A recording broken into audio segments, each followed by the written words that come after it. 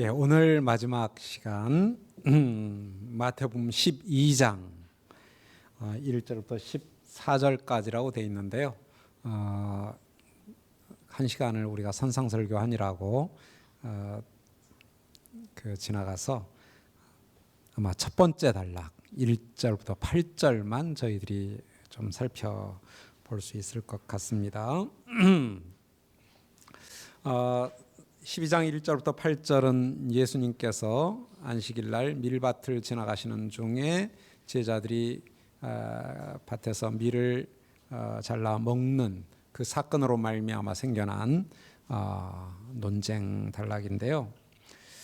그 단락의 문맥을 좀 보면 데이비스와 앨리스는 11장 12장을 불신앙 거절, 초청 영접 이렇게 세 개가 한 쌍을 이루는 한 짝을 이루는 그러한 그 삼중 구조를 세 번에 걸쳐서 이렇게 반복하는 구조를 가지고 있다라고 얘기하면서 이러한 구조에 비추어 본다면 우리가 지금 살피려고 하는 12장 1절부터 8절은 9절부터 14절과 연결해서 동일하게 안식일 주제를 다루면서 앞에 문맥은 초청과 영접, 그리고 뒤에 문맥도 초청과 영접으로 감싸여져 있는 논쟁 두 단락이다, 이렇게 볼 수 있겠습니다. 그래서 우리가 12장 1절부터 8절 그리고 14절까지를 이해하기 위해서는 그 문맥을 좀 살피는 게 필요한데요.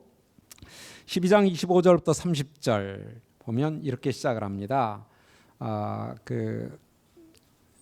28절부터 30절에 수고하고 무거운 짐진 자들아 모두 내게로 오라.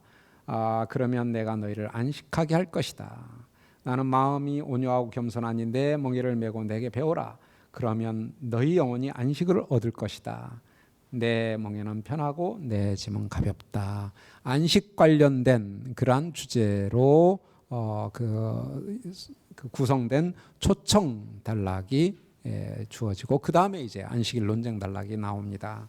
근데 마가복음과 누가복음에서는 공이 새 포도주는 새 가죽 부대에 이 금식과 관련된 논쟁이죠. 이 주제에 이어서 그 다음에 안식일 논쟁 단락이 나와요. 그래서 둘 다 사실은 굉장히 그 안식일 논쟁과 긴밀하게 연관된 문맥이에요.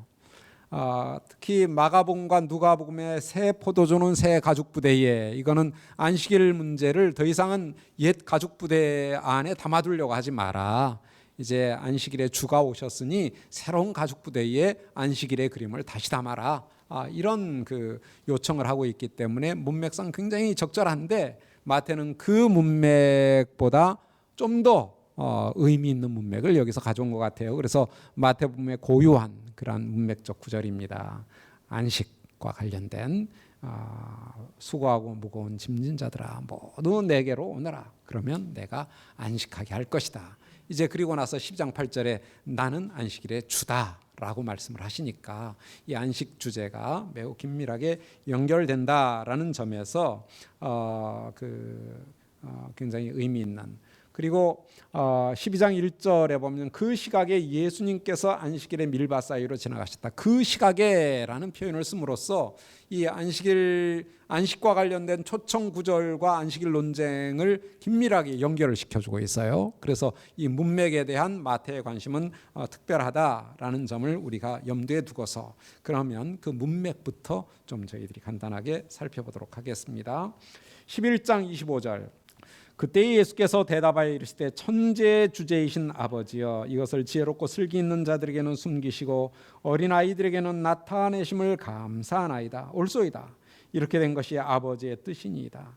내 아버지께서 모든 것을 내게 주셨으니 아버지 외에는 아들을 아는 자가 없고 아들과 또 아들의 소원대로 계시를 받는 자 외에는 아버지를 아는 자가 없느니라. 수고하고 무거운 짐진 자들아 다 내게로 오너라. 내가 너희를 쉬게 하리라. 나는 마음이 온유하고 겸손하니 나의 멍에를 메고 내게 배우라. 그리하면 너희 마음이 쉼을 얻으리니 이는 내 멍에는 쉽고 내 짐은 가벼움이니라. 자, 먼저 25절부터 27절은 계시에 대한 감사를 하고 있는데요. 천재 주제이신 아버지여, 예수님을 하나님을 아버지라 부르시죠. 이것들 복수로 말하는 게 좋을 것 같습니다. 이것들을 지혜롭고 슬기 있는 자들에게는 숨기시고 어린아이들에게는 나타내심을 감사합니다. 이것들을 숨기는 대상이 있고 나타내는 대상이 있다는 것이에요. 그럼 이것들이 뭐냐? 그것은 문맥상 마태복음의 흐름상에서 본다면 예수님의 일, 곧 말씀과 행동들을 지칭하는 것으로 보이고, 그렇다면 5장부터 9장, 아까 우리가 인클루지오 구조를 통해서 보았죠. 하나님 나라의 복음을 선포하시는데 가르침과 고치심으로, 그래서 산상설교와 10개의 기정 이야기들로 예수님의 사역을 소개했잖아요. 하나님 나라의 사역, 선포 사역입니다. 그러니까 바로 그것이 여기서 말하는 이것일 수 있겠죠. 지금까지 예수님이 행하신 이 모든 사역, 가르침과 고치심의 그 진리를 감추는 대상이 있고 드러내는 대상이 있다. 누구에게 감추나? 매우 충격적인데요. 누구에게 감추죠? 지혜롭고 슬기 있는 자들에게는 감춘다. 그리고 누구에게 드러내 보이십니까? 어린아이에게는 드러내 보이신다. 이 말은 예수님의 하나님 나라 선포는 성경 지식이 많은 사람들이라 해서 쉽게 깨달을 수 있는 게 아니라 중요한 것은 태도다. 어린아이들의 태도. 어린아이들은 다른 게 없죠. 그냥 의존적인 모습으로 하나님 앞에 나아가는 자들입니다. 그런 태도를 가진 자에게 드러내 보이시고, 나는 그래도 율법의 전문가야, 성경 전문 연구가야 라고 뭔가 안다고 생각하는 사람들에게는 감추신다. 스스로를 높이는 자에게는 드러내 보이시지 않고 스스로 낮추는 자에게 드러내 보여지는 것이 하나님 나라의 진리다. 그래서 하나님 나라의 비밀은 지식이 많다고 해서, 지위가 높다 해서 보장되는 것이 아닙니다. 오히려 그것이 장애가 될 수 있다. 중요한 것은 누구든지 하나님 앞에 빈손 들고 겸손하게 나아가 전적으로 그분께 모든 것을 내어놓고 의지하며 나아갈 때 그런 자에게 보여주신다. 드러내 보여주신다. 하나님 나라의 비밀을 깨닫는 원리입니다. 이것은 우리가 내일 13장을 다룰 때 좀 더 의미 있게 살펴보도록 하겠고요. 자, 이제 28절을 보십시다. 수고하고 짐진 모든 이들이라고 했습니다. 무거운 짐진이라고 했는데 원문은 그냥 무거운이라는 부사는 없어, 그 형용사는 없어요. 짐진 동사인데요, 부사가 없습니다. 그냥 짐진 자들아. 수고하고 짐진 모든 이들이라고 했습니다. 예수님의 초청 대상이에요. 그러면 수고하고 짐을 졌다 했는데 어떤 짐을 졌을까? 무엇 때문에 수고를 했을까? 좀 궁금하지 않나요?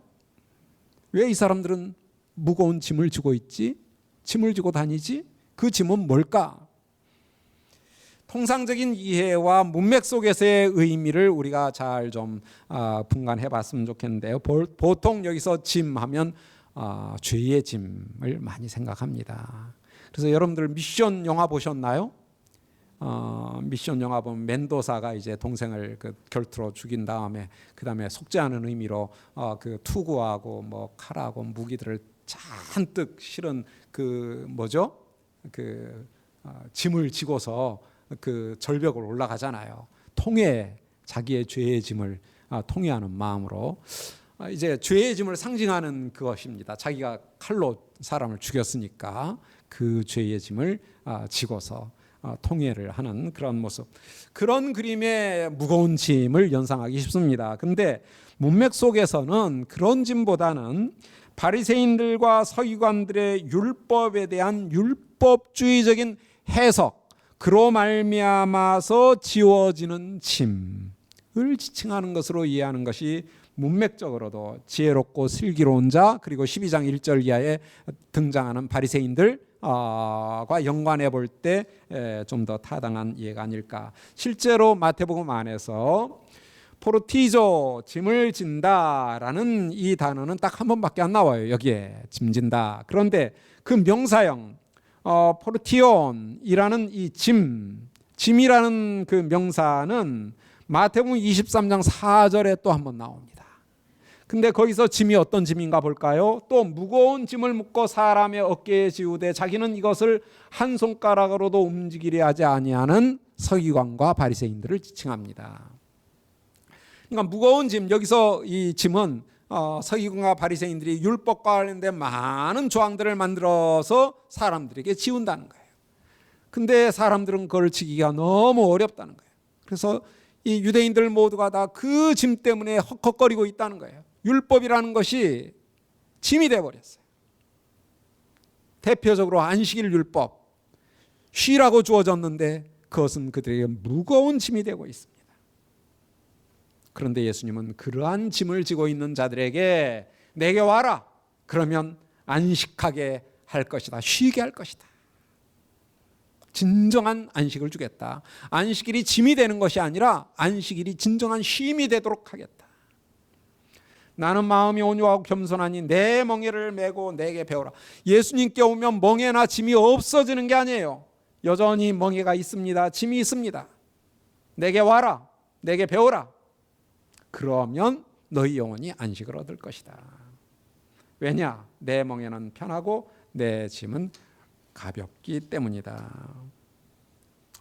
여러분, 여기서 안식을 얻는다라는 이 안식의 의미는 조금 있다가 우리가 이제 1절 이하에서 12장 1절 이하에서 살펴볼 거예요. 근데 내 멍에는 쉽고 내 짐은 가볍기 때문에 안식을 준다 했어요. 그러면 멍에도 없고 짐도 없다, 뭐 이렇게 얘기한 게 아니에요. 그러면 행위 없는 믿음이 가능한 거예요. 그런데 여전히 멍에가 있어요. 져야 할 멍에가 있고 지어야 할 짐이 있어요. 뭔가 행해야 된다는 거예요. 우리 5장과 연결해서 지금 이해할 수 있는 것입니다. 지어야 돼요. 행해야 돼요. 근데 쉽고 가볍다 했어요. 근데 한번 생각해 보세요. 진짜 가볍나요? 절대적인 무게로 치면 바리새인들이 지어오는 짐과 예수님이 지어주신 짐이 어떤 게 더 무거워요? 예수님이 지어준 게 엄청나게 더 무거워요.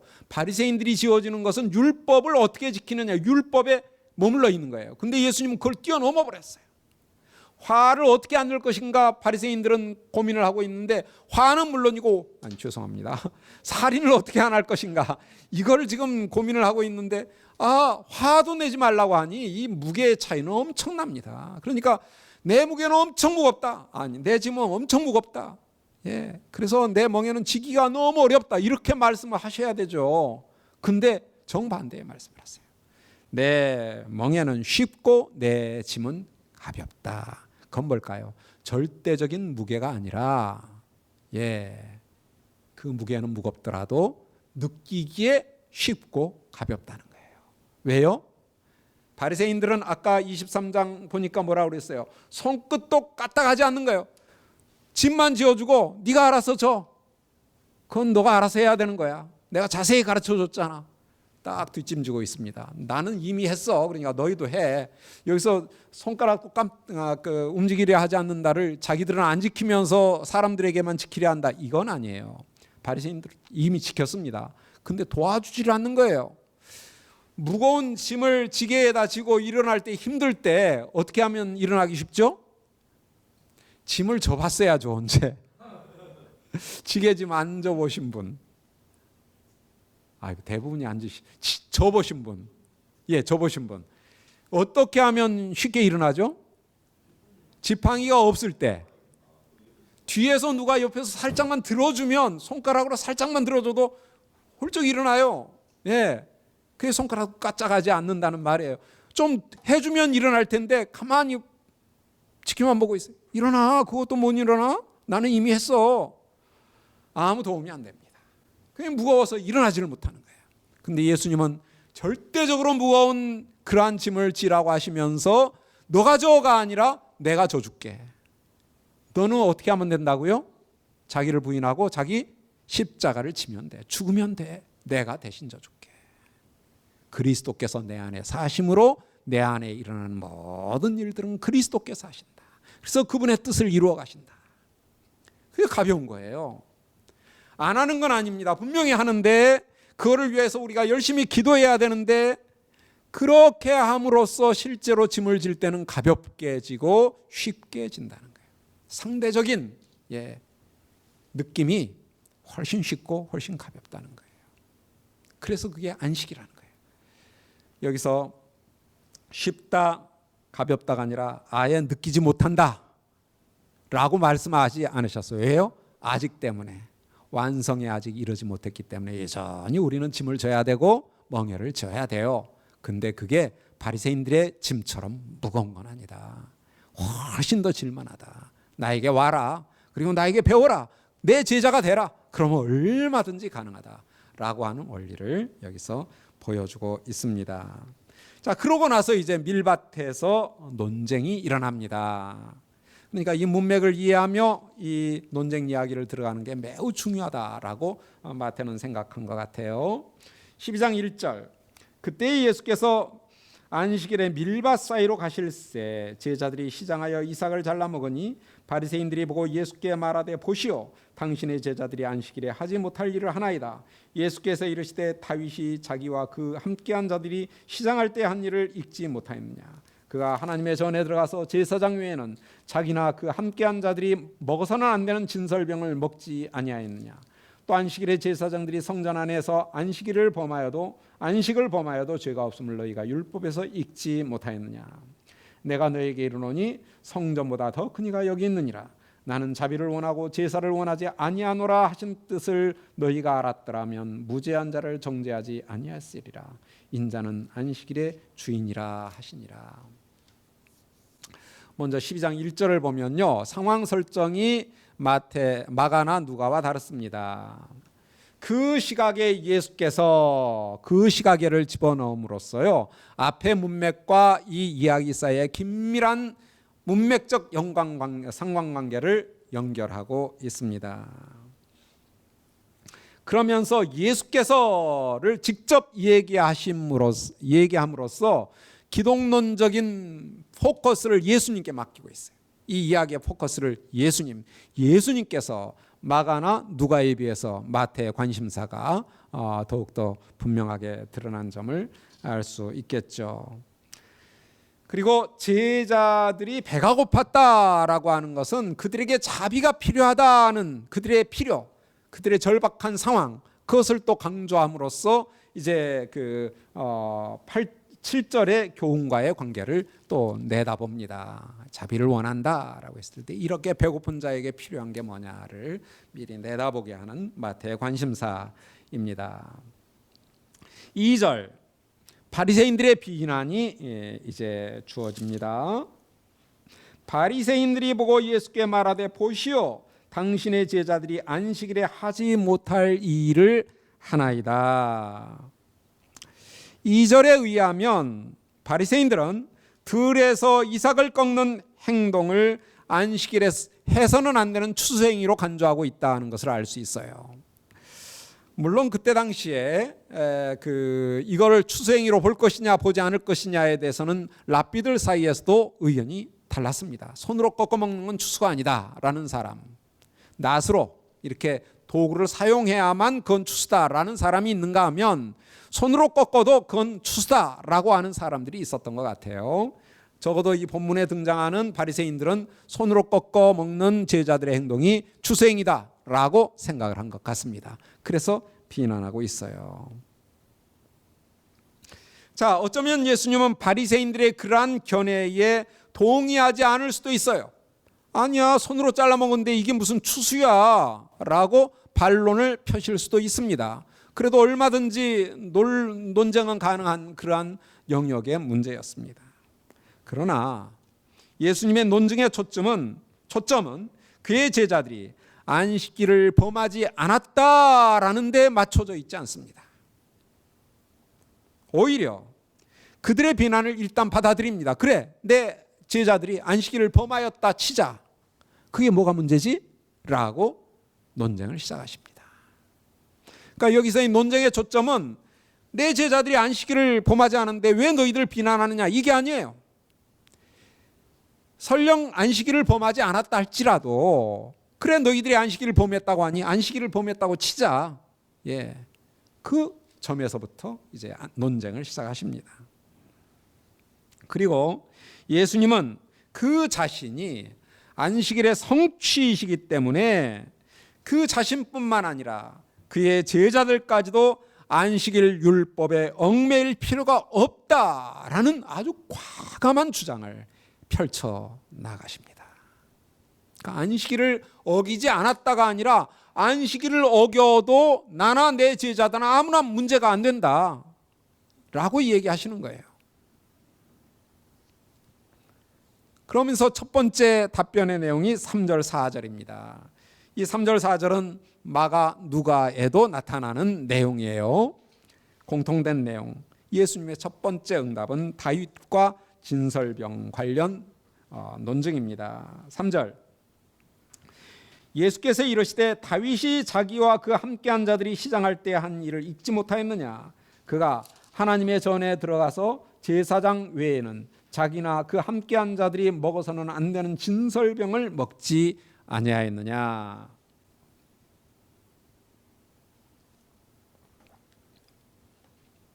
자, 바리새인들의 반발에 대한 예수님의 첫 번째 답변은 사무엘상 21장 1절부터 6절에 다윗이 율법을 어긴 사건입니다. 실제로 다윗이 율법을 어겼어요.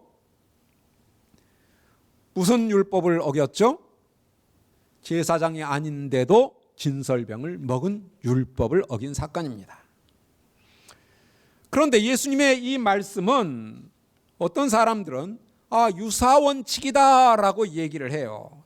즉 구약 성경에 이런 예가 있었으니 나도 그런 식으로 행해서 문제될 게 없다라고 하는 것입니다. 다윗이 이렇게 했으니 나도 그렇게 해도 괜찮다. 그런데 이 유사원칙은 그렇게 호락호락 아무렇게나 적용할 수 있는 게 아닙니다. 모든 요소들이 정확하게 평행을 이루고 일치를 해야 유사원칙이 적용될 수 있는 거예요. 그 랍비들이 사용하는 원칙인데요. 게제라 샤바라는 유사원칙이라는 논증의 방식인데요.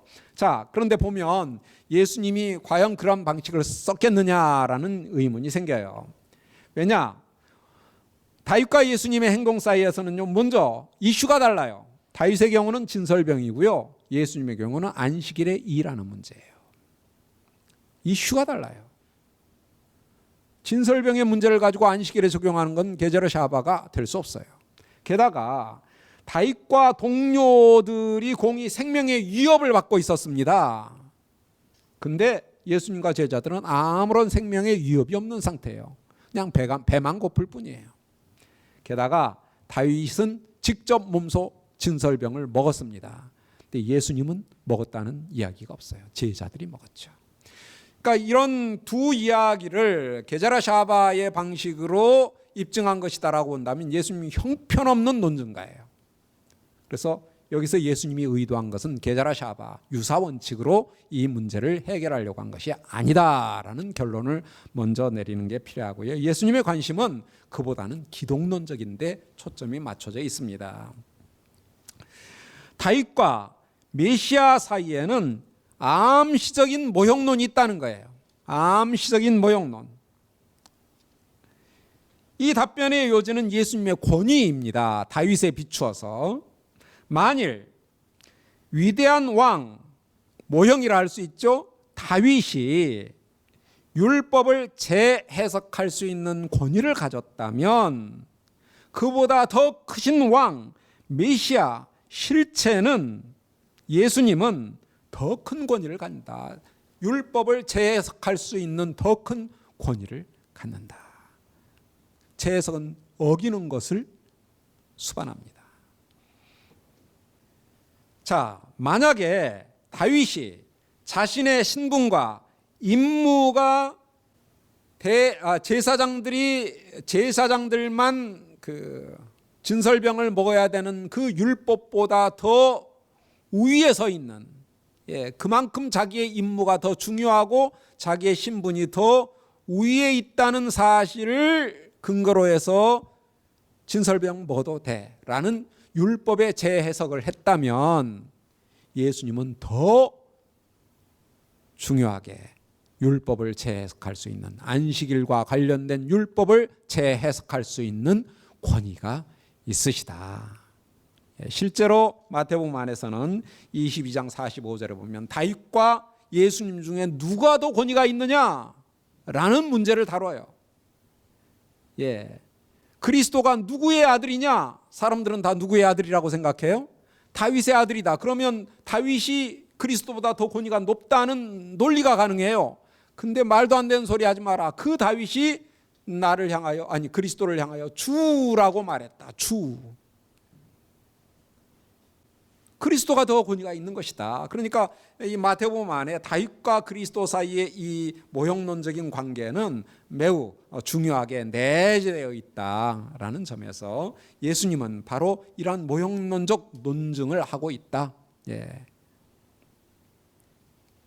그런데 이런 내재된 암시적인 모형론적 논증만 가지고서는 유대인들이 의문을 제기할 수 있을 거라고 마태는 생각한 것 같아요. 진짜 그래? 그게 맞아? 그러니까 좀 더 명확하게 이 문제를 정리하고자 해서 구약으로부터 세 가지의 문제들을, 이슈를 끌고 나옵니다. 크게 보면 두 가지고요. 5절 6절 예수님의 두 번째 응답입니다. 성전과 예수님의 관계를 보여줍니다. 아까도 말씀드렸지만 마태복음에만 나오는 내용이에요. 보실까요? 5절, 6절, 7절은 마태복음에만 있는 내용이고 5절, 6절이 두 번째 답변, 7절이 세 번째 답변입니다. 자, 5절에서 예수님은 랍비들의 구전 전승보다는 구약의 율법 자체에 호소를 합니다. 랍비들은 지금 자기들의 전통을 가지고 예수님 제자들을 비난하고 있잖아요. 구약 성경에는 이삭을 꺾어 먹는 것이 추수행위다 이런 규정이 없어요. 그런데 그들의 전통을 가지고 지금 제자들을 정죄하고 있는 거예요. 근데 예수님은 너희들 그런 전통 말고 율법 자체를 보자. 과연 이게 문제가 되는지. 율법이 뭐라고 했느냐. 자, 민수기 28장에 보면요. 안식일에는 1년 되고 흠 없는 순양 2마리와 고운 가루 10분의 2의 기름 섞은 소제와 그 전제를 드릴 것이니 이는 상번제와 그 전제 외에 매 안식일 번제니라 라고 했어요. 번제. 동물을 잡아서 불태워 드리는 제사. 이거를 위해서는 제사장들은 굉장히 다양한 일들을 해야만 됐습니다. 일들을 해야만 됐어요. 그런데 안식일에 이 일을 해야 된다는 거예요. 그렇게 규정을 하고 있어요. 명령을 하고 있어요. 안식일을 어겨라 라는 명령이에요. 왜 그럴까요? 그 이유는 그들이 이 일을 행하는 곳이 성전 안이기 때문에. 성전 안이기 때문에. 여기서 이제 두 가지의 율법이 충돌할 때는 보다 중요한 것을 지키고 보다 권위가 낮은 것은 어겨도 괜찮습니다. 대표적인 예가 할례예요. 할례를 며칠 만에 하도록 돼 있죠? 8일 만에. 근데 그 8일째가 안식일이에요. 안식일에는 피를 흘리면 안 됩니다. 그러면 할례를 행할 것인가 안식일을 지킬 것인가? 유대인들은 어떤 것을 더 중요하게 여겼을까요? 안식일을 더 중요하게 여기지 않았습니다. 할례를 더 중요하게 여겼어요. 그래서 안식일일지라도 8일째 할례를 해야만 됐어요. 할례가 더 중요하니까 안식일보다. 그러니까 안식일을 어기는 예외적인 경우들이 있는데 안식일보다 더 중요한 일이 있을 때는 어겨도 되는 거예요. 근데 안식일보다 더 중요한 게 성전에서 제사라는 거예요. 성전 안에서. 그래서 제사장들이 아무 데서나 안식일을 범할 수 있는 건 아니지만 성전 안에서 제사를 드릴 때만큼은 안식일을 범하여도 되는 거예요. 합법적인 거예요. 율법이 허용한 것뿐만 아니라 명령하고 있는 것이죠. 성전이 안식일보다 더 중요하기 때문에. 그런데 6절에서 예수님은 당신 자신이 성전보다 더 크다라고 말씀하십니다. 6절에 성전보다 더 큰 이가 여기 있다.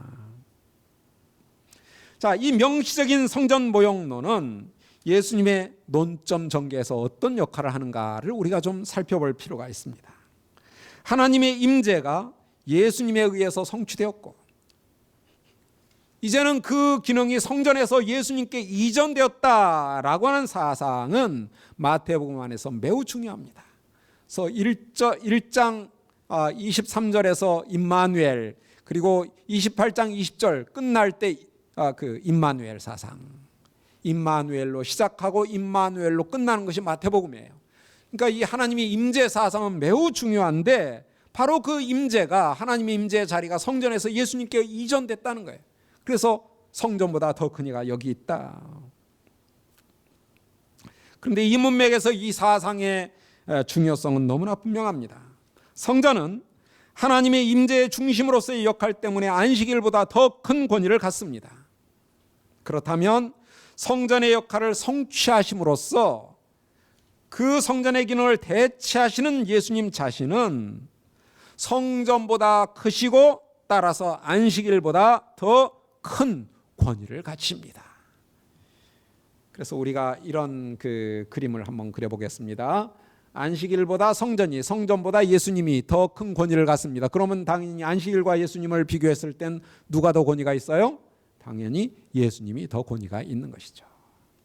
이것을 좀 더 입체적으로 보면요, 안식일보다는 성전, 예수님 이렇게 세 존재가 있을 때 안식일보다는 성전이, 성전보다는 예수님이 더 큰 권위를 갖는다라는 이 상하관계를 우리가 정리해 볼 수 있죠. 이 성전 모형론은 사실 12장의 삼중 모형론, 아까 우리가 서론에서 살펴봤죠. 성전, 요나, 솔로몬 삼중 모형론 중에 하나입니다. 이 삼중 모형론을 통해서 마태는 예수님이 성전, 솔로몬 그리고 요나보다 더 크시다. 제사제도의 중심인 성전보다, 왕인 솔로몬보다, 선지자인 요나보다 더 크시다. 이런 사실을 효과적으로 선포하고 있습니다. 이로써 예수님의 권위는 지극히 강조되고 있는 것이에요. 12장의 문맥 속에서 보았을 때 이처럼 5절과 6절은 예수님의 권위가 성전 그리고 다윗의 권위보다 크시고 따라서 안식일의 권위를 능가한다라고 하는 매우 중요한 기독론적 주장이다라고 할 수 있습니다. 마지막으로 제사장들의 임무 수행과 제자들의 행동 사이에는 매우 중요한 유사성이 있습니다. 왜냐? 그 둘 다 무죄해요.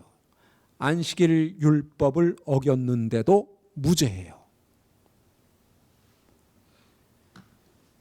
왜 제사장들은 안식일을 범하였음에도 무죄한가? 그 이유는 그들이 성전 안에 있기 때문에, 성전과의 관계 때문에. 그러면 제자들은 왜 무죄할까요? 안식일을 어겼는데도. 그 이유는 예수님과 함께 있기 때문에, 그 관계 때문입니다. 성전의 영역 안에서 예수님과의 관계를 통해서, 예수님은 장소적이지 않잖아요. 성전은 성전이신데 장소적인 성전이 아니라 인격적인 성전이기 때문에 여기서 중요한 것은 장소 안에 있는 게 아니라 예수님과 관계를 갖는 게 중요한 거예요. 예수님과의 관계 때문에 무죄하다. 이렇게 해서 왜 예수님의 제자들은 안식일을 범하였다 치자. 근데 범하였다 할지라도 왜 무죄하냐? 그 이유는 구약 성경의 성전 관련된 내용을 봐라. 근데 나는 그 성전보다 더 크다. 그러니 당연히 나와 함께 있는 내 제자들은 안식일을 범하여도 무죄한 것이다. 제사장들이 무죄한 것과 마찬가지로, 아니 그보다 더 무죄한 것이죠. 그러면서 이제 12장 7절에서는 호세아서를 인용하고 있습니다. 7절. 나는 자비를 원하고 제사를 원하지 아니하노라 하신 뜻을 너희가 알았더라면 무죄한 자를 정죄하지 아니하였으리라.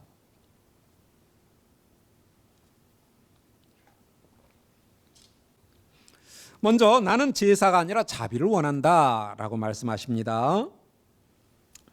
이 인용구는 요구하는 본이라기보다는 우선적으로 자비로운 본으로 이해되어야 하는 하나님의 성품을 잘 보여줍니다. 하나님이 어떤 분이시냐, 하나님 요구하는 분이다라고 인식하는 것보다 그분은 자비로우신 분이시다라고 이해하는 게 매우 우선적이고 중요하다. 우리는 여기에서 왜 이 시점에, 이 논쟁의 시점에 하나님의 자비로운 성품이 언급되고 있는가? 그리고 그 성품과 안식일 사이에는 어떤 관계가 있는가를 좀 고민해 볼 필요가 있습니다. 자, 안식일 제도는요, 하나님께서 창조 후에 제7일째 되는 날을 축복하시는 가운데 암시적으로 나타납니다. 그리고 그 일곱째 날 하나님의 안식은 그의 백성을 위한 영원한 안식의 계획을 반영하는데요, 안식일도 역시 그러한 하나님의 계획을 반영하는 제도다라고 말할 수 있겠습니다. 이와 관련해서 우리 창세기 2장을 좀 보죠. 하나님이 그가 하시던 일을 일곱째 날에 마치시니, 여기서 일곱째 날은 안식일이 아닙니다. 이때는 안식일이 없었어요. 예, 일곱째 날은 창조의 6일과 구별되는 일곱째 날입니다. 일곱째 날에 마치시니 그가 하시던 모든 일을 그치고 일곱째 날에 안식하시니라. 하나님이 그 일곱째 날을 복되게 하사 거룩하게 하셨으니 이는 하나님이 그 창조하시며 만드시던 모든 일을 마치시고 그날에 안식하셨음이니라 라고 했습니다. 일곱째 날 하나님의 안식, 그래서 그날을 하나님이 복되게 하고 거룩하게 하셨다. 누구를 위하여? 당신의 피조물들, 특별히 인간을 위하여. 그래서 이러한 하나님의 안식이 안식일 계명의 토대가 됩니다.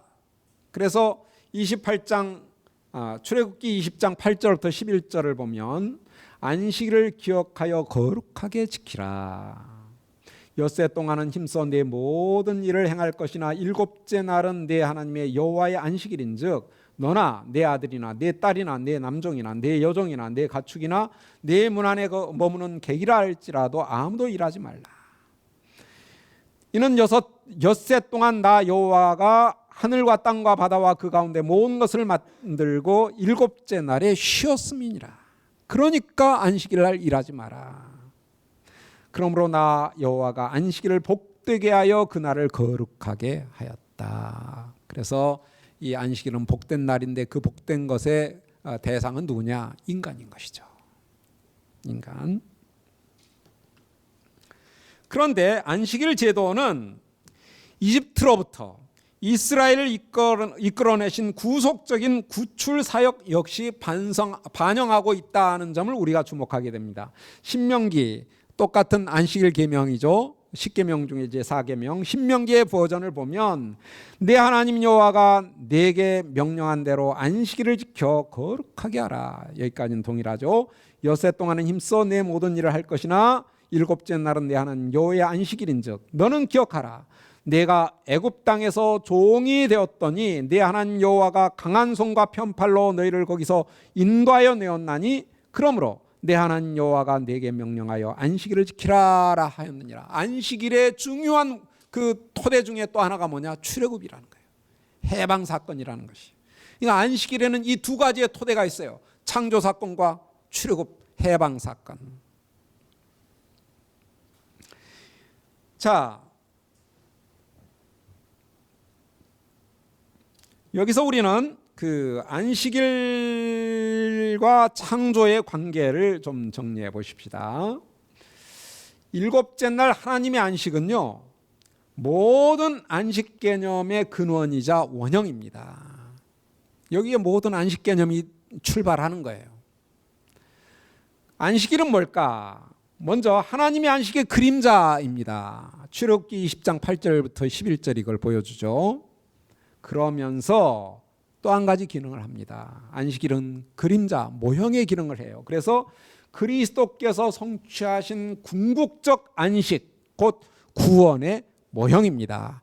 구원의 중요성은 신명기 5장 12절부터 15절에서 확인을 했죠. 안식일의 중요한 토대는 또 구출적, 구원적 의미가 있어요. 안식은 곧 구원이에요. 그래서 그러면 그리스도의 종말론적인 안식, 곧 구원은 뭐냐? 먼저 창조와의 관계 속에서 하나님의 안식의 궁극적 목표였다. 하나님이 일곱째 날 안식하실 때 그 안식의 궁극적인 목표가 예수님을 통한 구원이었다. 네, 구원. 그러면서 그 모형인 안식일의 성취이자 실체다라고 얘기할 수 있습니다. 자, 이런 관계들을 우리가 도표로 그림으로 한번 그려보면 조금 더 이해가 쉬울지 모르겠습니다. 먼저 창조시 일곱째 날 하나님의 안식은 원형입니다. 모든 안식 개념의 원형이에요. 그런데 이것이 예언시대, 구약의 시대의 안식일 계명으로 주어졌습니다. 그리고 이 안식일 계명은 그 원형의 그림자이고 장차 오실 예수님의 구원의 모형으로서의 기능을 합니다. 그리고 궁극적으로 성취의 시대에 예수님의 구원은 하나님의 안식의 목표이자 안식일 계명의 실체로서 성취적 의미를 갖는다라고 얘기할 수 있습니다. 예수님의 그 구원을 그리스도인의 구원이라고 이제 풀어서 얘기할 수 있겠죠. 그리스도인은 예수님의 구원을 누리는 자들입니다. 그래서 이 그리스도인의 구원은 모든 하나님의 안식의 애초의 목표였어요.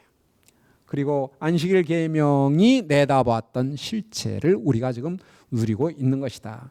그런데 이러한 안식일과 관련된 역할을 하는 또 다른 그림이 하나 있습니다. 모형, 그림자의 기능인데요.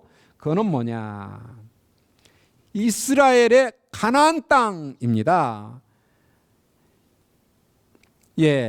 신명기 여호수아를 보면 이스라엘이 가나안 땅에 들어가는 것을 안식에 들어간다라고 얘기를 해요. 안식에 들어간다. 그러니까 가나안 땅은 안식의 하나님의 안식의 그림자이고 장차 올 안식의 모형이에요. 히브리서 저자는 히브리서 4장에서 여호수아가 가나안 땅에서 안식을 주었다면 왜 또 다른 날을 말하겠느냐라고 얘기해요.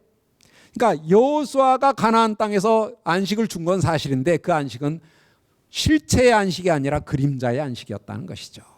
그 그림자의 안식이 내다보는 진정한 안식은 뭐냐? 바로 예수 그리스도의 구원, 그리스도인 누리는 구원이다. 그래서 히브리서 안에서는 여호수아와 예수라는 두 이름이 언어 유희로 일치가 됩니다.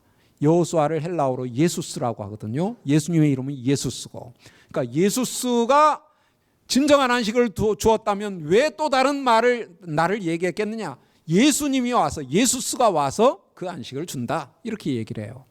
그러니까 구약의 예수스 모형은 이름도 같았어요. 여호수아가 예수예요. 이름도 같았어요. 근데 모형이었을 뿐이에요. 진정한 안식은 예수님이 주시는 것이다. 그래서 날도 땅도 모형으로서의 기능을 할 뿐이고 그것이 내다왔던 목표가 오면 그 기능은 상실되는 거예요. 날의 기능도 상실되고 땅의 기능도 상실이 되는 거예요. 우리가 가나안 땅 이스라엘을 다녀와야만 구원 얻는 것 아니에요. 뭐 다녀와가지고 무슨 소용이 있겠어요. 거기서 살아야죠. 그래야 안식이 있는 거죠. 가나안 땅 아무 의미가 없어요. 안식일도 마찬가지예요. 더 이상 날의 의미는 아무 의미가 없어요. 성전보다 더 권위가 낮은 게 안식일이에요. 할례보다 더 권위가 낮은 게 안식일이에요. 근데 할례도 성전도 다 이미 문자적인 의미는 지나갔어요. 장소로서, 건물로서, 할례, 육체에 행하는 그 행위로서. 근데 안식일도 날로서의 기능이 그렇게 넘겨지게 된다. 누구에게요? 예수님의 구원에, 예수님의 구속에. 그래서 우리가 이런 안식일의 그 변천, 안식 개념의 변천 과정을 잘 정리하는 것이 필요하고, 그래야 안식일에 대한 이해가 왜곡되지 않을 수 있습니다. 우리는 적지 않게 바리새인들의 안식일 그 계명의 이해를 가지고 주의를 지키는 경우들이 많은데, 그건 굉장히 왜곡된 반기독론적인, 예수님을 부정하는 그러한 오해의 그 소지가 많이 있습니다. 기독론적으로 안식일의 성취적 의미를 잘 살려서 이해를 해야 되고, 주일은 안식일과는 사실 아무런 관계가 없어요. 웨스트민스터 신앙 고백서에는 그 둘을 똑같이 여기는 듯한 그러한 얘기를 하는데, 그것은 그 로마 가톨릭의 신학자 토마스 아퀴나스의 그 비롯된, 자연신학에 비롯된 그러한 그릇된 신학적 토대를 가지고 있다는 것을 우리가 기억하고요. 이처럼 안식일은 그 기원에 있어서 짐이라기보다는 오히려 하나님의 은혜와 자비의 표현이었습니다. 그런데 이사야 1장 13절에서 이사야는 여호와께서 형식화된 안식일 회집을 미워하신다라고 합니다. 볼까요? 헛된 재물을 다시 가져오지 말라. 분향은 내가 가증히 여기는 바요. 월삭과 안식일과 대회로 모이는 것도 그러하니 성애와 아울러 악을 행하는 것을 내가 견디지 못하겠노라. 안식일 날 모이지 말라는 거예요. 왜냐하면 그렇게 안식일 날 모이면서 너희가 악을 행하고 있기 때문이다. 그러면 그들이 행하는 악이 어떤 악이었을까? 이사야 1장 15절부터 17절은 이렇게 말합니다. 너희가 손을 펼 때 내가 내 눈을 너희에게 가리고 너희가 많이 기도할지라도 내가 듣지 아니하리니 이는 너희 손에 피가 가득함이니라. 가난한 자들을 착취하는 그들의 악행을 지금 나무라고 있습니다. 그래서 17절 선행을 배우며 정의를 구하며 학대받는 자를 도와주며 고아를 위하여 신원하며 과부를 위하여 변호하라. 이렇게 했을 때라야 너희의 안식일 모임이 의미가 있다라고 선언하시죠. 안식일 제도는 기원으로부터 하나님의 자비로우심, 특히 그의 백성을 구원하시고자 하는 그분의 자비로우신 계획과 밀접하게 연관이 되어 있습니다. 우리가 앞서 살폈던 11장 28절부터 30절은 안식일 제도 가운데 반영된 하나님의 자비로우심을 취하시는 예수님의 자비로우신 성품. 누구든지 나에게 와라. 내가 너희를 편히 쉬게 하겠다. 그리고 안식일의 궁극적 목표를 성취하신 종말론적인 안식 사이에 긴밀한 상관관계가 있다. 예수님이 자비로우신 분이기 때문에 그분께 가야 안식을 얻는다. 자비와 안식 사이에는 떼려야 뗄 수 없는 이런 관계가 있다는 것을 우리가 확인할 수 있습니다. 그래서 7절에 호세아서 6장 6절을 인용함으로써 예수님은 안식일에 대한 하나님의 원래 의도가 무엇인가를 잘 보여주고 있습니다. 안식일은 사람을 위하여 제정되었고 짐으로 주어진 것이 아닙니다. 그것은 자비의 표현으로 주어졌습니다. 그런데 이제 그 의도가 자비로우신 예수님 자신에 의해서 성취가 되었습니다. 구원을 제공하신 것이죠. 그리고 그분의 권위하에 있는 구원을 누리고 있는 제자들은 무죄합니다. 왜냐하면 그들은 안식일의 진정한 의미와 의도를 성취하신 예수님의 권위하에서 그분과의 관계 속에서 그 성취의 특권을 누리고 있기 때문에 안식일을 범하였을지라도 무죄하다. 그리스도 안에서는 안식일은 더 이상 그 문자적인 계명의 기능을 상실했다, 폐지가 됐다라는 원리를 보여주고 있습니다. 이제 12장 8절을 보면요, 인자는 안식일의 주인이라고 했는데 유사한 의미입니다만은 좀 더 객관적으로는 주다, 주님이다. 자, 이 호칭은 하나님께만 적용되는, 구약에서는 하나님만이 안식일의 주였어요.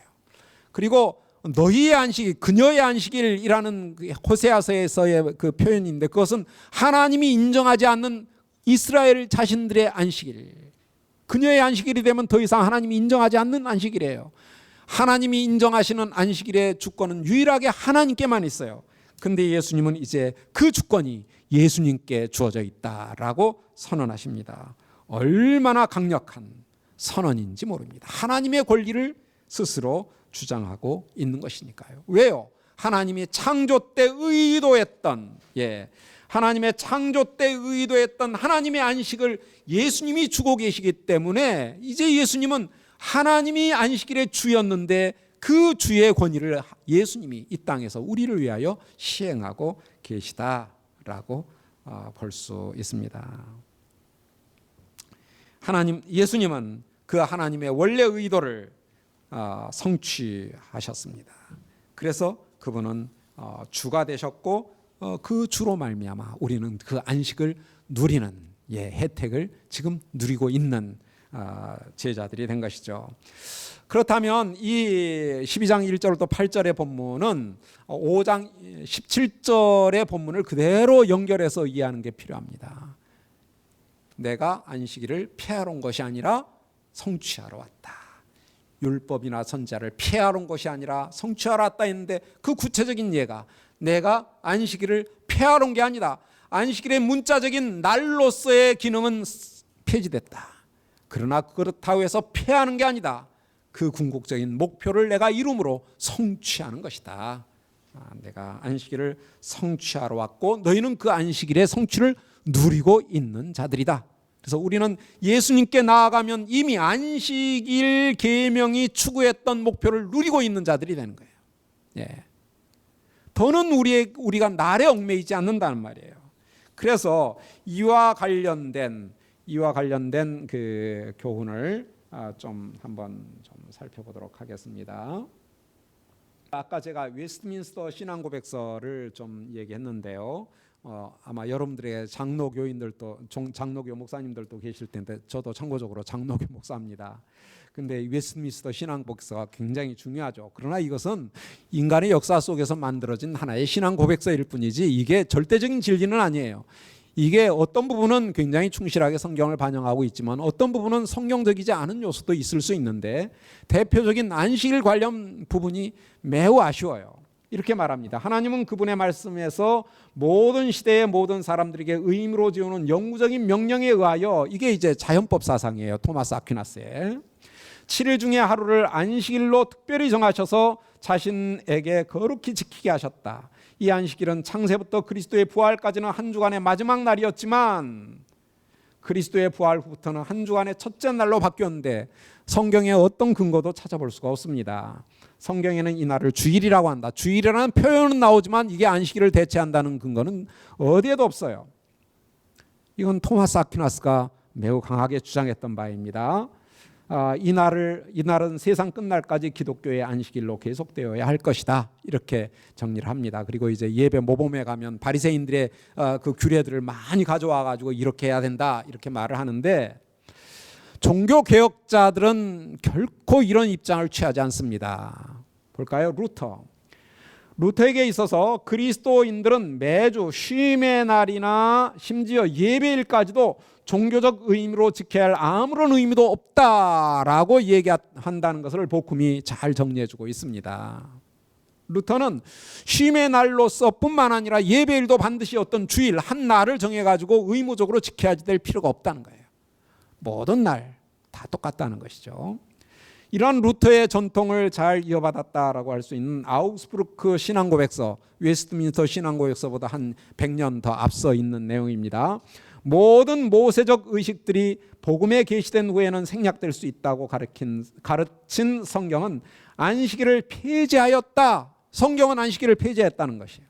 그렇지만 사람들이 언제 함께 모여야 하는지를 알도록 한 특정한 날이 지정될 필요가 있었기 때문에 교회는 그 목적을 위해 주일을 지정했던 것으로 보인다. 이게 굉장히 역사적으로 타당한 거예요. 우리가 몰라요, 정확하게. 아무런 그 기록이 없으니까 추론을 하는 것이죠. 이러한 이유 때문에 사람들이 그리스도인의 자유의 모본을 누리고 따라서 안식일이나 혹은 다른 한 날을 지키는 것이 필수적이 아니라는 사실을 아는 것은 즐거워할 일인 것이다. 안식일도 다른 한 날도 우리가 더 이상은 지킬 필요가 없다는 것을 아는 것이 즐거워야 할 일이다. 칼빈은 뭐라고 얘기를 했을까요? 제가 정리한 말인데요. 칼빈의 그 안식일 관련 본문이 굉장히 많기 때문에 먼저 제가 정리한 것부터 정리해 드립니다. 칼빈은 그리스도인들이 예배를 위해 특별히 정해진 날에 규칙적으로 공식 모임을 갖는다는 점에 있어서는 안식일의 제한적인 기능, 그리고 그리스도인들에게 여전히 적용된다는 점을 밝힌다. 주일의 기능이, 순기능이 있다는 것이죠. 그러나 이 예배일이 꼭 일요일이어야 할 필요는 없다는 점을 명확히 한다. 그게 월요일도 될 수 있고 금요일도 될 수 있고 토요일도 될 수 있다는 말이에요. 오히려 일요일에 지나친 의미를 부여하는 경향은 안식일을 여전히 신성시하는 유대인들의 미신에 감염된 것이다 라고 엄중하게 경고한다. 제가 이거 많은 내용들을 정리한 것이고요. 칼빈의 말을 직접 한 부분이지만 인용을 해보면요, 칼빈의 말입니다. 이처럼 거짓 선자들의 덧없는 이야기들은 사라진다. 그들은 지난 수백 년에 걸쳐서 로마 카톨릭 시대를 얘기하는 겁니다. 사람들을 유대교의 견해로 감염시켰다. 그리스도의 교회가 유대교로 돌아가고 있다는 것이에요. 그들은 이 안식일 계명의 의식적 부분만이 폐지되었고 도덕적 부분, 곧 일회 가운데 하루를 정하는 것은 남아있다고 주장했다. 토마스 아퀴나스 로마 카톨릭 신학자의 주장입니다. 그러나 이것은 나를 변경한 것뿐이고 그 날을 거룩하다고 생각하는 것은 여전하다. 이러한 자신들의 교회 규정들을 고수하는 자들의 미신은, 이걸 미신이라고 규정해요, 유대인들보다 3배나 더 유치하고 유격적인 안식일 엄수주의 미신이다 라고 아주 정말 강하게 얘기를 합니다. 예. 그만큼 종교개혁 시대에 이 주일에 걸려있는 많은 미신적인 요소들을 그걸 미신적이라고 그래요. 유대교의 안식일 규범을 그대로 주일로 옮겨놓은 그거를 미신이라고 한다. 유격적이다. 이런 표현들을 씁니다. 그러니까 우리가 그 주일을 지키지 말자는 건 아니에요. 예, 저는 주일을 정말 목숨을 걸고라도 지켜야지 될 우리 교회 공동체의 예배일로서의 충분한 가치가 있다. 제가 어떤 방송국에서 섭외가 들어왔었어요. 아주 오래됐어요. 옛날에 이제 주 5일째 근무하면서 토요일 날도 이제 쉬게 되니까 주일 예배 말고 토요일 날 예배도 드려야지 해도 되는 것 아니냐, 뭐 이런 이제, 그래서 이제 휴가 가는 사람들을 위해서는 주말을 즐기기 위한 사람은 토요일 날 일찍 예배 드려놓고 그 다음에 편안하게 가서 쉬라고 하자, 뭐 이제 이런 논란이 막 될 때 그와 관련된 이제 패널 디스커션을 하자고 하는데 저를 초청을 했는데 어떤 한쪽의 패널 이제 주최자라고 주관하는 사람으로 저를 부른대요. 그래서 근데 어느 쪽이, 나는 못 가는데 어느 쪽에 날 부르려고 그랬더니 주일날 예배 안 드려도 되는 쪽으로 부르려고 그런다. 그래서 사람 잘못 잡았다고.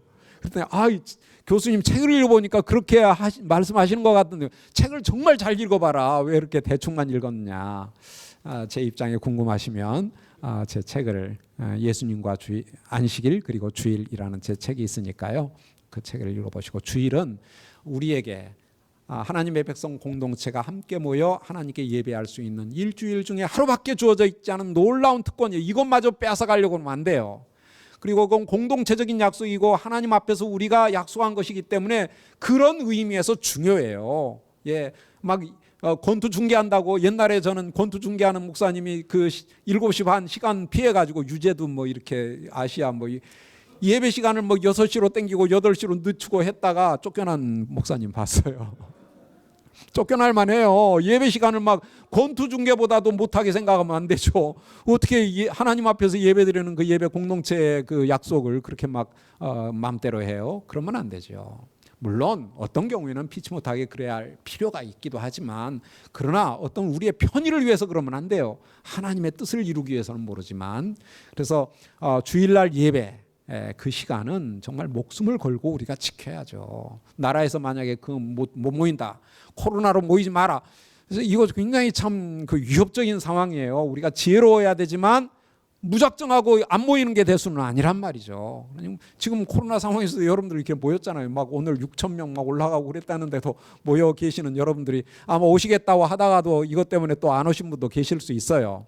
아무튼 간에 조심은 해야 되지만 그렇다고 모이는 것을 아예 포기하는 것은 안 된다. 그래서 최소한의 방식이라도 우리가 어쩌든지 모이는 것, 주일날 예배 시간의 소중함은 놓치지 말아야 되는데, 그런데 주일날만이 안식일이 아니에요. 모든 날이 우리에게 안식일로, 안식의 특권이 주어진 시간들이고, 그리고 주일은 그 안식의 의미를 하나님 앞에서 공동체적으로 감사하고 찬양하고 예배하는 시간으로서의 의미, 중요성이 있기 때문에 이건 초대교회 때부터, 제가 믿기로는 요한계시록에서부터 주일이라는 표현이 바로 이 주중의 첫째 날을 지칭한다 생각하고, 사도교부들의 글 속에 첫째 날, 여덟째 날 이런 표현들이 나오는데, 그게 우리 교회의 전통이 매우 소중한 전통이에요. 그래서 저는 그 교회가 오랫동안 예수님의 부활의 날로 중요하게 여겼던 주일의 가치는 아무리 강조해도 지나치지 않은데, 그것을 안식일 율법과 연결시키려고는 하지 마라. 그거는 우리가 매일 예배를 드려도 되는데 그러지 못하니까 일주일에 한 번씩 모여서 예배드리는 예배일이니까 그 예배일의 가치를 우리는 소중하게 여기는, 거기까지가 우리가 주일의 의미를 부여하는 그러한 요소다라는 점을 칼빈이나 루터나 아우스부르크 신앙고백서나의 그러한 전통 속에서, 종교개혁의 전통 속에서 우리가 확인해야 할 문제고, 이거는 궁극적으로는 예수님의 마태의 교훈의 핵심이다라고 정리를 하겠습니다.